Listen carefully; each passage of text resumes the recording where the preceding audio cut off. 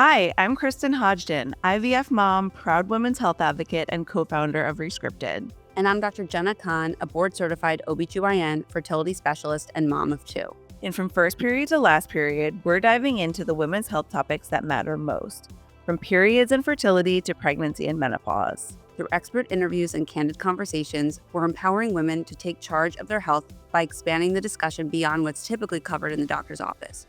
It's time to stop guessing when it comes to our health. Now let's dive in for the real science-backed info you need to be the expert in you. Hey everyone, welcome back to From First Period to Last Period. We're here with a brand new season, and I'm here with my new co-host, Dr. Jenna Khan. Hi, Jenna. Hi. Thanks so much for including me on this. I am really looking forward to the season. I think we've got a lot of great things in store.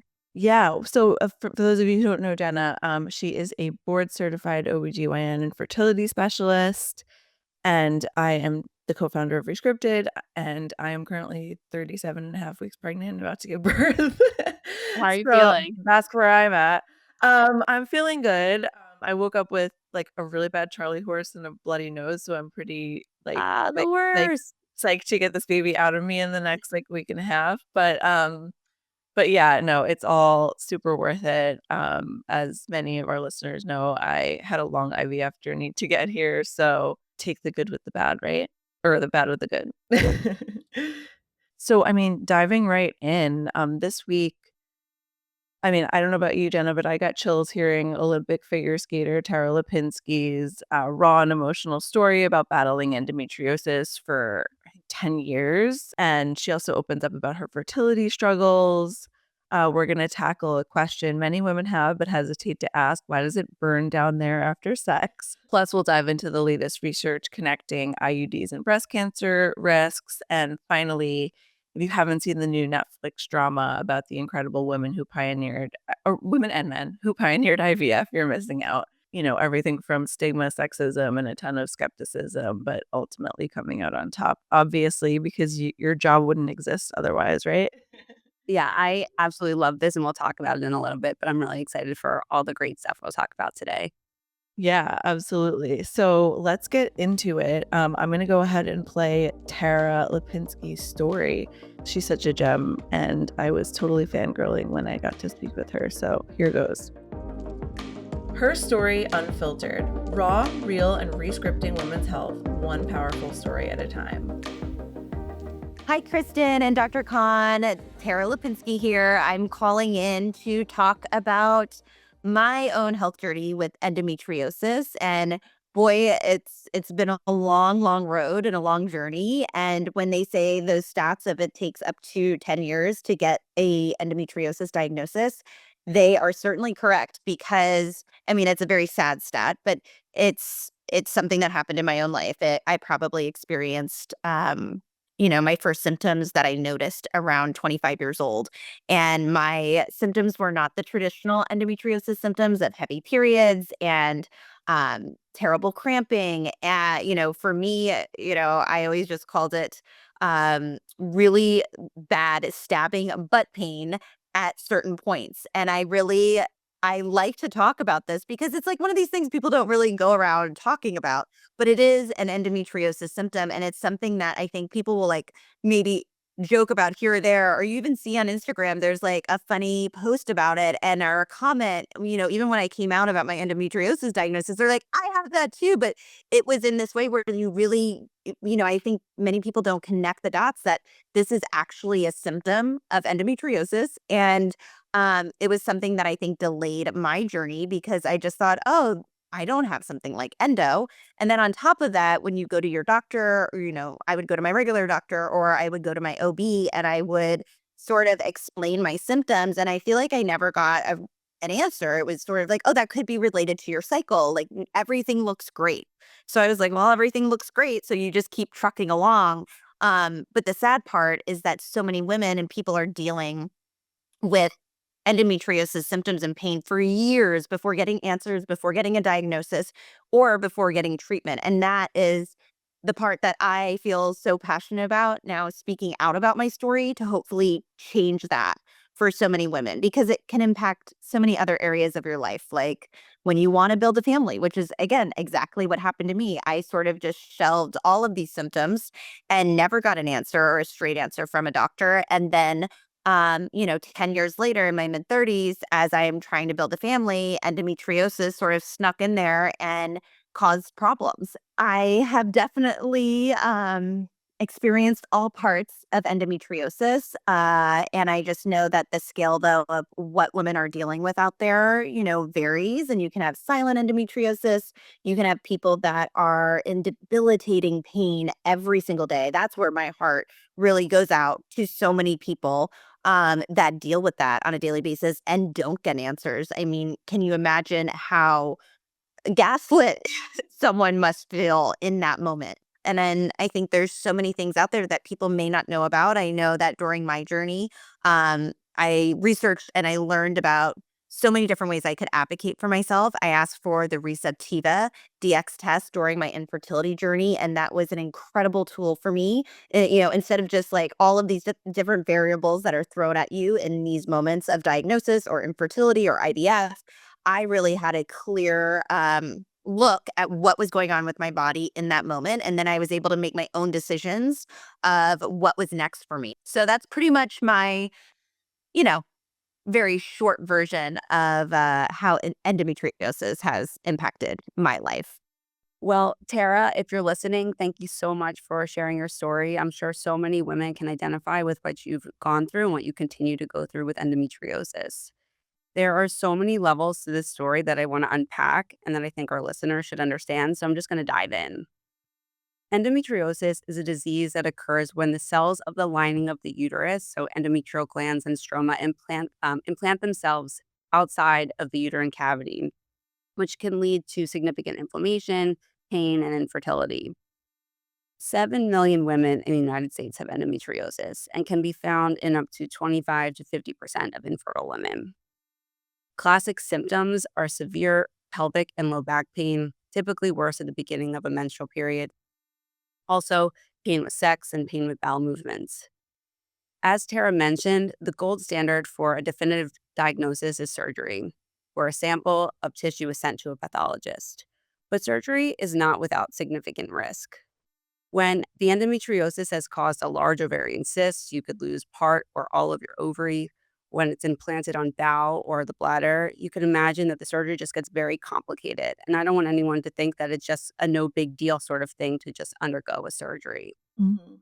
Luckily, MRI has gotten very good at identifying likely endometriosis. And I think most endometriosis specialists and fertility doctors would actually prefer to empirically treat with medications first Yep. to try to get the endometriosis to shrink. And whether that's to shrink it enough to relieve the patient of their pain or shrink it enough to make the surgery easier to perform. Um, you know, Going with the medication up first can often, not always, but often be a much safer route. And that's the Lupron Depot that she was talking about? Yes, I'm going to get into that a little bit too. So, just like the lining of the uterus is hormonally sensitive, that grows and sheds with the menstrual cycle, endometriosis implants too are hormonally sensitive, that will grow and shrink with hormonal changes. And this is why the first line of medical therapy is aimed at blocking hormonal cycling with continuous birth control pills. There Mhm. are other medications, Depot-Lupron, one that Tara mentioned, is a stronger hormonal blocker that can be used for a limited period of time if the birth control pills are not effective. Yep.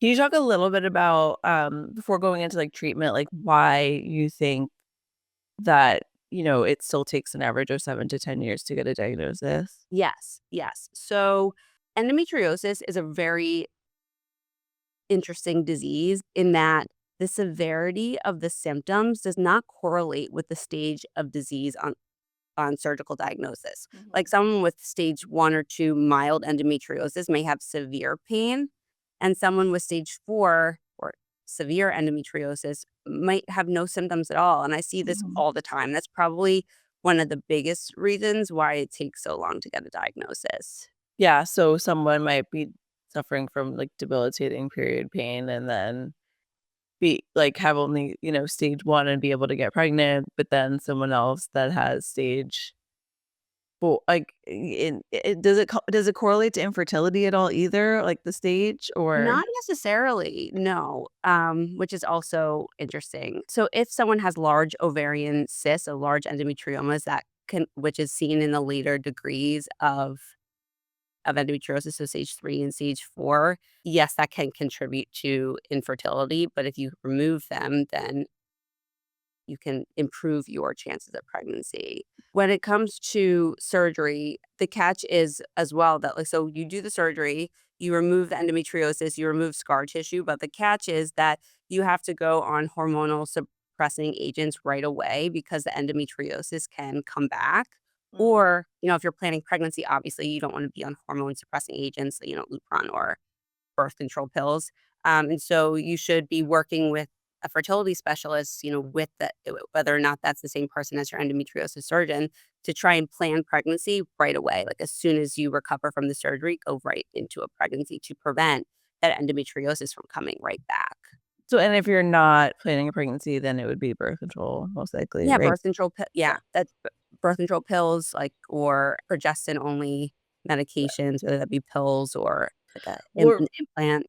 what really stood out to me from Tara's story was that, like, she didn't even know that endometriosis was, like, it wasn't even on her radar for years and years, and, like, she wasn't having classic symptoms, like really heavy, painful periods, but she was having, like, those butt cramps, like she said, and we at Rescripted, we just want everyone to know, like, just know about endometriosis so that if you are experiencing any of the above, or even just unexplained infertility and can't get to the bottom of it, like, this is a condition that affects, would you say 7 million?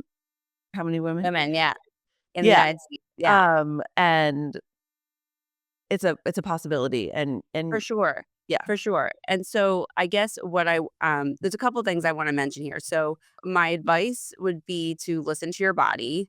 If you're not trying to get pregnant, you're having really painful periods, don't be afraid of birth control pills to treat your pain because this is actually a very good treatment of endometriosis if you have it and it can prevent progression of the disease. Mhm. If when you come off of the birth control pills and you continue to have pain, then this should maybe be your little like red flag. Like maybe I should get this checked out. Maybe I should speak to a fertility specialist so they can take a look or Yeah. assess um, whether my fallopian tubes are open or they can see any signs of cysts in my ovaries. Speaking with someone to have a better understanding of what's happening in your body and how that can impact your reproductive potential and further direct your care is probably the best thing that you can do to advocate for yourself. Mhm. And the last thing that I just want to touch on that Tara spoke about is this Receptiva DX test, which I do use in my practice. The Receptiva DX test is an endometrial biopsy test that can detect a biomarker of endometriosis called BCL6.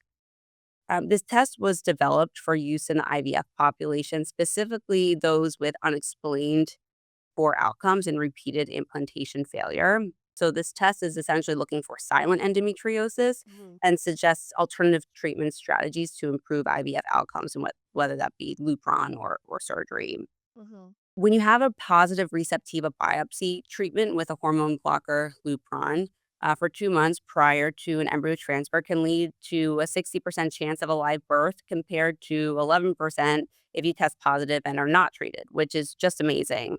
What I thought was interesting was that she actually used it in, like, it actually worked for her in the opposite way where, like, instead of coming out she already knew she had endometriosis, but she wanted to see if if, like, the inflammation associated with it had returned after surgery, and it turned out that it hadn't, so she went forward with another transfer without treatment, which I think is really useful because so much of infertility, as far as my own personal experience goes, is, like, not knowing what to do next, just using knowledge to make the next right decision for you without actually knowing, like, what the outcome's gonna be, so I thought that was pretty powerful too.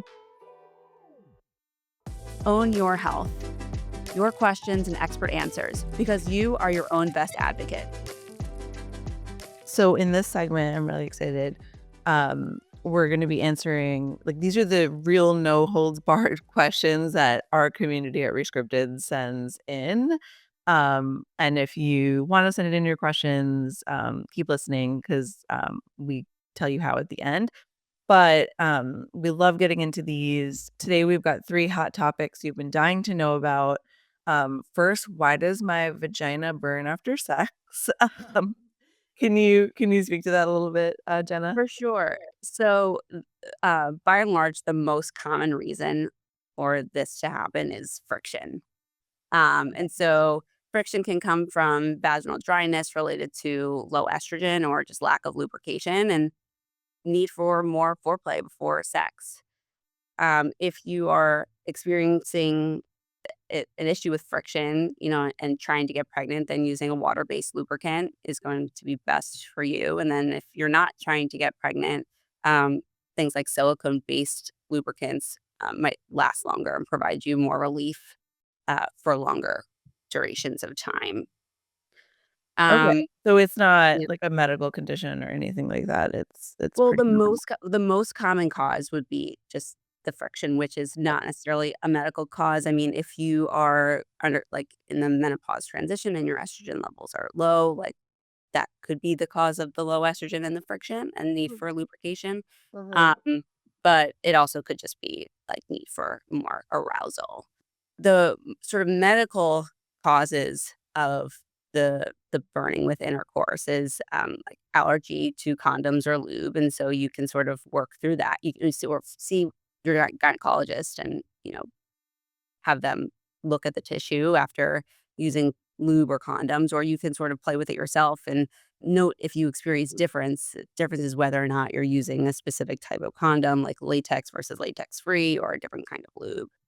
Um, Can you actually speak to what kind of lube you should be using? Because I feel like I've heard things about, like, how some can be non-sperm friendly, right? yeah, so when you're trying to get pregnant, you want to use a water-based lubricant so that the Okay. sperm can still swim through. And so they make fertility-friendly lubricants. Um, the Pre-Seed is one of them. You could find them in CVS or Amazon, and Right. they're not going to necessarily increase your chances of pregnancy, but they are safe to the sperm. Other things like an active BV or yeast infection can cause some burning with sex, and then also pelvic floor dysfunction, which is a whole other topic. But essentially, your pelvic organs sit in a bowl of muscles that is called your pelvic floor.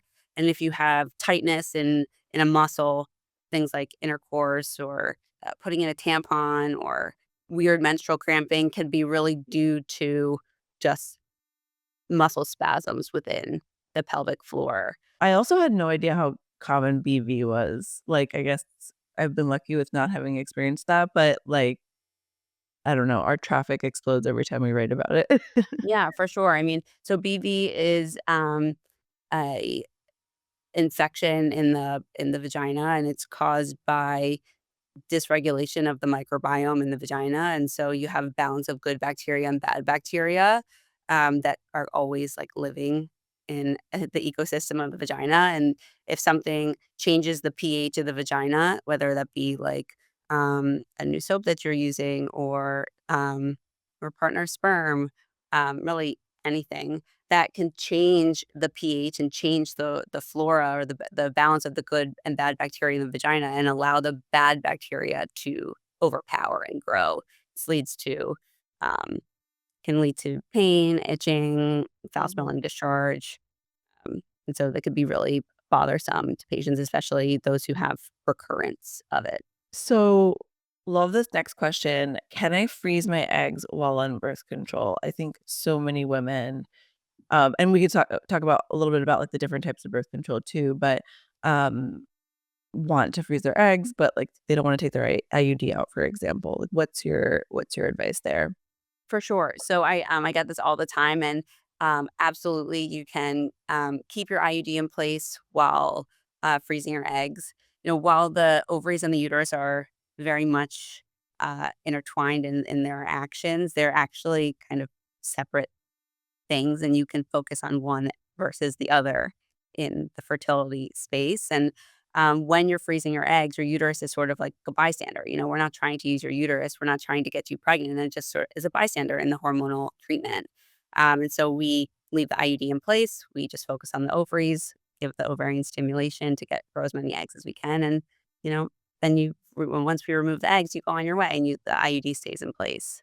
What Uh, about hormonal what about well, I guess there are hormonal IUDs, but it feels counterintuitive if you're on hormonal birth control that, like, if you're manipulating your hormones through IVF meds, that it would be okay, you know? Right. So, you can sort of stay on your oral combined contraceptive pills when you're freezing your eggs. And what I mean by that is you can stay on the birth control pills up until you're going to start the stimulation. And this can be really helpful in terms of like scheduling when you're going to start and manipulating the cycle start.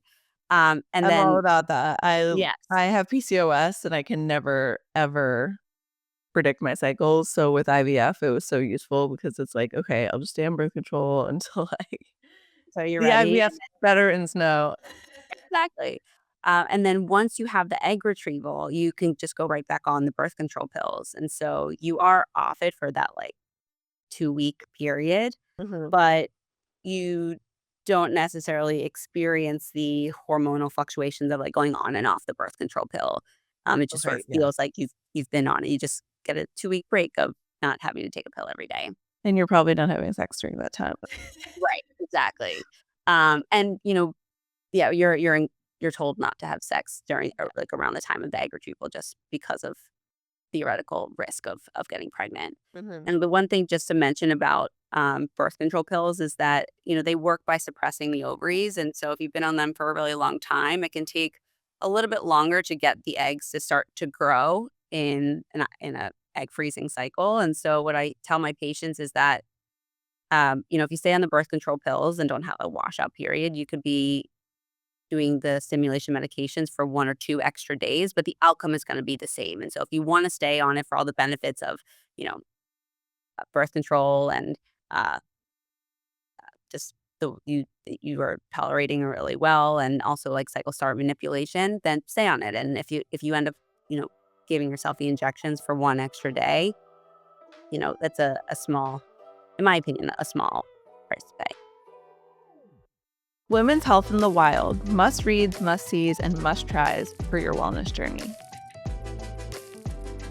This week, we're going to be talking about a recent study out of Denmark that explored whether hormonal IUDs, speaking of birth control, slightly increase the risk of breast cancer. So, in this particular study, researchers followed about 70,000 women, comparing those who used these IUDs with women who didn't use hormonal contraception. They followed them for about 7 years and found that IUD users had a small additional risk, around 14 extra cases per 10,000 women. And this increase is similar to the risk linked to birth control pills. But 14 doesn't seem like super significant to me. So wondering what your take is, Jenna. Yeah, for sure. So, first and foremost, like when you have a really large population that you're studying and the incidence of the disease is pretty low, meaning rare, Mhm. really small differences between groups can end up looking more significant than it actually is. Like an increase in 14 cases per 10,000 women is pretty low. Mhm. Weirdly, in this study, the duration of IUD use did not impact the risk. So, whether the patient had an IUD for 1 month or 5 years didn't seem to make a difference, which doesn't really make a lot of sense. You would think that if the longer you had the hormonal exposure, there would be more risk, but that's just not the case here. So, this really makes me think that there might be some other confounding variables that are driving this difference in the groups that we're seeing. Like maybe it's like weight or alcohol intake or age at first delivery of a baby. Like these things can all impact risk. Um, and also, what the headlines didn't mention is that there's are all the benefits of the levonorgestrel IUD. So aside from being the most effective form of birth control, they can also be used for treatment of pelvic pain and heavy bleeding, and also have an estimated 35% reduction in the risk of cervical cancer, a 50% reduction in the risk of endometrial cancer, and a 40% reduction in the risk of ovarian cancer. Wow, So, mic yeah, drop. exactly. Well, Um, and that's honestly why we wanted to talk about this because I feel like so many headlines are so fear-mongering towards women and their health and, like, yes, okay, that was their findings, but if you, I feel like if you're a layperson who's, like, reading a study, you don't really know the nuances, and that's why this is so important. for sure. Ultimately, I'm still a huge fan of the levonorgestrel IUD. But whether or not it's the right contraceptive for you really just needs to come from shared decision making with your doctor, someone who really knows you and your other related risks and things that you do in your life, Mhm. uh, how you want to experience your menstrual cycle. We've talked about this before. I think it's a very nuanced discussion debate, based on the person. Yep, absolutely. Love that. Um, so next I want to chat about Joy. I admittedly just watched it last night. I had been, hearing all of the buzz. And this is, for those of you who don't know, the Netflix drama that delves into the true story of the world's first test tube baby, IVF baby, Louise Brown, in the UK and the groundbreaking medical advancements that led to her birth, but really it follows, like, the people that made it happen and put a face to the names, and, they really revolutionized reproductive health. I was crying at every I mean, I know, all right? 3 of my babies are IVF babies, so I was, like, s not surprisingly, but, like, super emotional. Completely. I mean, and the women who initially were uh, part of the who were part of the initial studies, they called themselves the Ovum Club, and these are I like know, I just the got chills women that again. I'm like right? Oh my gosh. I love them. And, the steps that they the sacrifice that they made and the to be a part of this research to, advance IVF as we know it, just like truly incredible. Yeah. Well, there was one quote that I, pulled because I thought it was so powerful, but when, Jean Purdy, the nurse and embryologist, was, like, arguing for the funding for IVF, she said, "There are women out there, lots of women who believe if they can't have kids, they have failed their marriage." I can't even get through it. And themselves, they don't understand what life is without children, and I thought it was so powerful when, like, these scientists on this panel, like, didn't even see the value, but then the scientists who are working on IVF are getting, like, all these letters from parents who can't have kids and I have a are like, chills. "I know, like, please help me," and, like, just the fact that that's, like, wasn't even an option and that they were putting themselves, like, basically as, you know, test subjects for this process that, like, may or may not have worked. It was really powerful.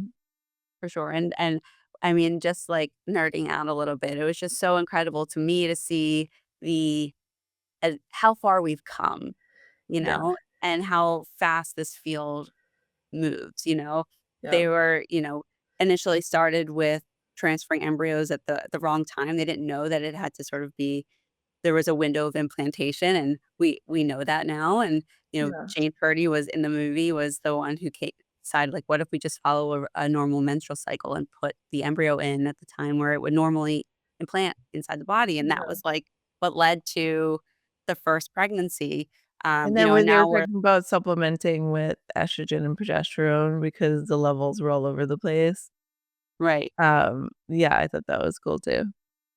Yeah, now we're talking about Receptiva and all these things, a way that we can, like, Yeah. modify, But that's such a good cycles. point to make because, like, I think a lot of people and I didn't even realize this until I was in it myself, but, like, it is such a young field still, and there's, like, innovations happening every single day. We go to ASRM every year, the big conference, and, new studies being presented, new, research. Like, I'm personally, I think I was telling you, like, really excited about finding more about the connection between autoimmune, For stuff sure. and fertility, and, like, that is all coming down the road, and that's so exciting.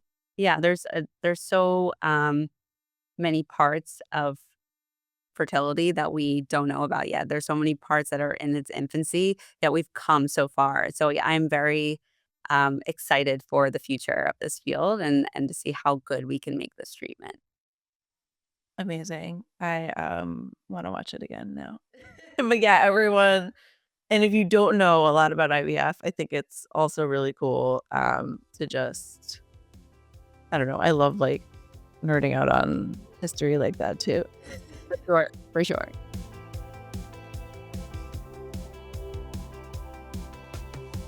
Thanks for tuning in to From First Period to Last Period. If you enjoyed today's episode, be sure to hit subscribe so you don't miss any of our future conversations. And don't forget to share this with your friends, because when it comes to women's health, we all deserve to be informed, empowered, and supported.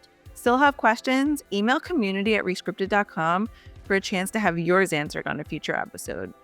For more science-backed women's health content that meets you exactly where you are, head to rescripted.com or follow us on social at Hello Rescripted. We'll see you next time with more real stories and expert advice.